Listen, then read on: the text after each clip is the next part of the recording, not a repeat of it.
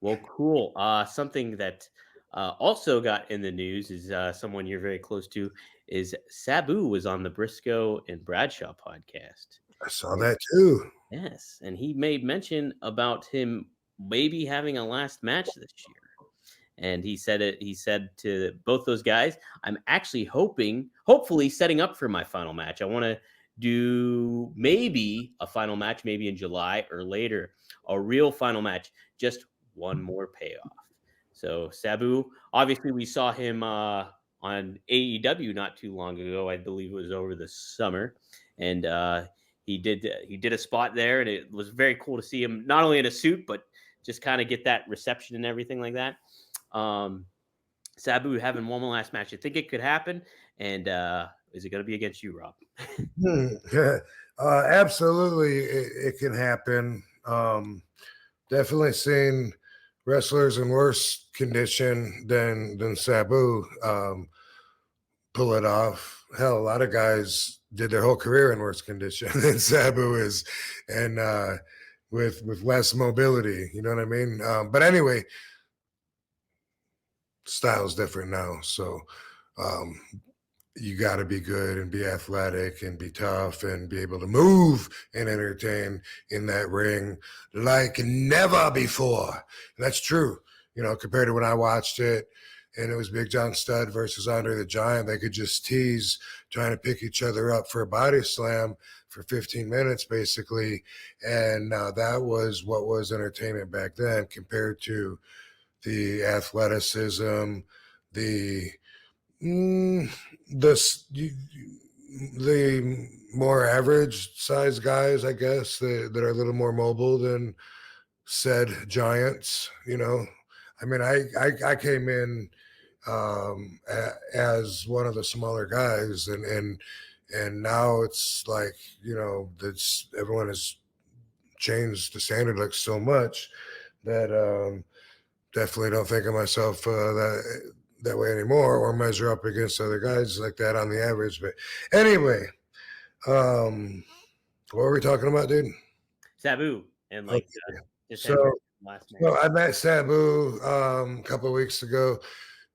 Myself and Joe Clark, who was my partner, we made the documentary Headstrong. Just Joe and I did everything, every frame, adding music, everything.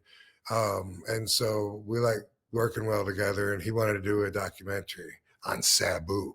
And we got Sabu to meet us. This was last week. And he met and he and Joe talked a lot.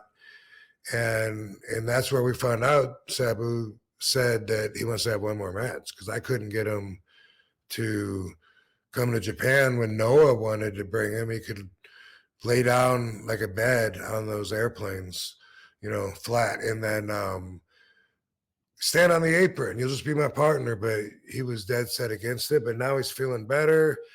He's working out because he's feeling better, and he's feeling better because he's working out.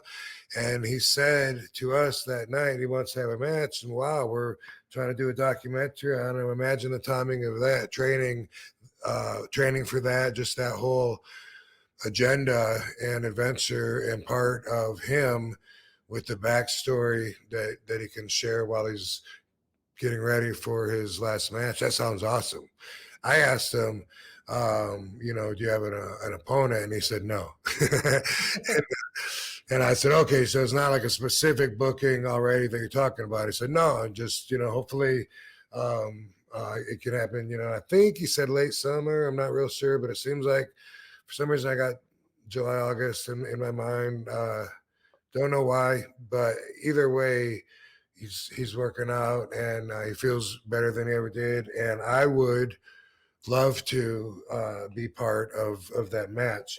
We used to talk back in the day about if it worked out chronologically, we would have a retirement tour if we were both ready to retire at the same time and go to all the different countries that we wrestled in before, like Japan and England and um, everywhere. Of course, Australia, and it was an idea that seemed like it might be feasible like 10 years ago or whenever maybe longer, but whenever we talked about that, because I just figured he would wrestle himself into the ground. And so, since I'm a little bit younger, maybe it would just work out that way. But I don't see this being my retirement match if I am able to be part of it. But of course, I would be honored, thrilled. I hope that I am his opponent, and I'm really looking forward to him growing through this adventure and us capturing it thanks to Joe Clark from Back Row Studios, who we've had on this show. Yeah, friend of the show, Joe Clark. So Yeah. pretty damn cool. Yeah, that's gonna be awesome. And to see maybe that story get told for Sabu and for fans to watch that's even better. And it will just really put a good big overall end cap on his career too and his legacy. Yeah. You know. Yeah. And by the way, I want to tell him too, he's come across in a positive way on the video clips that I've seen. Whereas in the past, sometimes he could open his mouth and get himself in trouble and rub people the wrong way sometimes or whatever. It was refreshing for me to read all the comments and see a lot of people throwing him respect. And it was a video particularly of him talking about somebody beating their woman or something. Oh, he was he was talking about someone specific. You might have. I think it was a different video, and I don't want to say who it was about, but it was about a top guy, and he was saying to the guy's an abuser. But at first, I'm like, oh no, don't bury yourself, Sabu. But but he was just going on to say, hey, no matter what, you don't do that, and if you got to hit a woman, and boom, boom, boom, you shouldn't do that, and I'd never hit a woman. And the things that he said were received well by the commenters, and they were like, man, Sabu seems like such a good guy and so respectable, and he's someone that stands by his morals. And it was good to read all that as opposed to some of the stuff that people that really didn't know him and were judging him off of the little info they did have on him, which sometimes did come out of his mouth. It's a pleasant change for the family. Yeah, and there was like a small microcosm. Like you're only getting a small sample. Like Sabu says, it doesn't necessarily mean that's who he is or anything like that. And it's just, yeah. And social media blows all that up too, anyway. So, Yeah, yeah. mhm. Rumors, rumors that weren't true. All kinds of stuff. But anyway, I thought he just came across really good, and the fans did too. They wrote comments, so that was pretty cool. I'm gonna tell him that.